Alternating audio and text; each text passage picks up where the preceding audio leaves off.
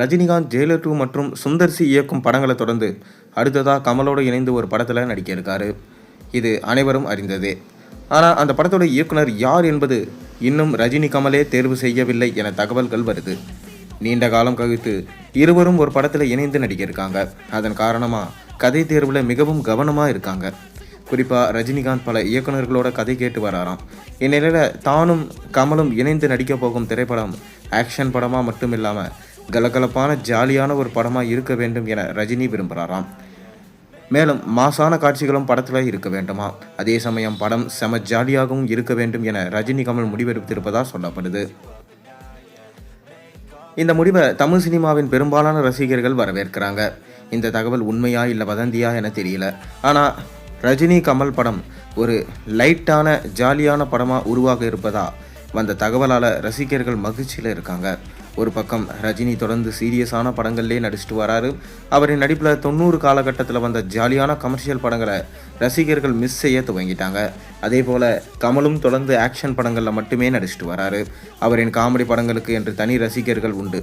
அவ்வை சண்முகி, பஞ்சதந்திரம், தெனாலி போன்ற படங்களை போல கமல் மீண்டும் ஒரு படத்தை பண்ண வேண்டும் என்பது தான் ரசிகர்களின் கோரிக்கையாக இருக்குது.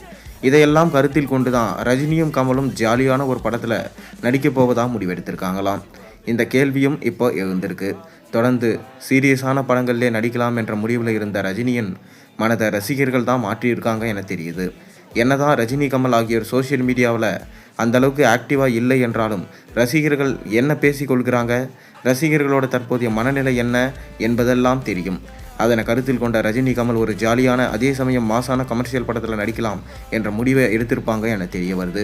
ஆனால் இந்த தகவல் எந்த அளவுக்கு உண்மை என்பது தற்போது வரை தெரியல. இன்னும் படத்தோட அதிகாரப்பூர்வமான அறிவிப்பே வெளியாகாத நிலையில் படத்தின் ஜானர் பற்றி வெளியாகும் தகவல்கள் எந்த அளவுக்கு உண்மையாக இருக்கும் என தெரியல. எனவே இந்த படம் தொடர்புடையவர்கள் படத்தை பற்றி சொல்லும் வரை உறுதியான முடிவு வர முடியாது. ஆனால் ரஜினிக்கும் கமலுக்கும் முழுக்க ஆக்ஷன் படத்தை பண்ண வேண்டும் என்ற விருப்பம் தற்போது இல்லை என்றே தெரியுது. அது மட்டும் உறுதியாக சொல்லப்படுது. இவர்கள் இந்த முடிவிற்கு பெரும்பாலான ரசிகர்கள் ஆதரவு கொடுத்துட்டு வராங்க. இந்த தகவலின்படி ரஜினியும் கமலும் ஜாலியான கமர்ஷியல் படம் ஒன்றில் நடித்தா கண்டிப்பாக ரசிகர்களுக்கு செம ட்ரீட்டாக அமையும். தொடர்ந்து பெரிய ஹீரோக்கள் ஆக்ஷன் படங்கள்லே பார்த்து சலிப்படைந்து வரும் ரசிகர்களுக்கு ஒரு புத்துணர்ச்சியை கொடுக்கும் படமாக கண்டிப்பாக ரஜினி கமல் படம் இருக்கும் என எதிர்பார்க்கப்படுது. நீங்கள் என்ன நினைக்கிறீங்க? உங்கள் கருத்துக்களை மறக்காமல் கீழே கமெண்ட்டில் சொல்லுங்கள்.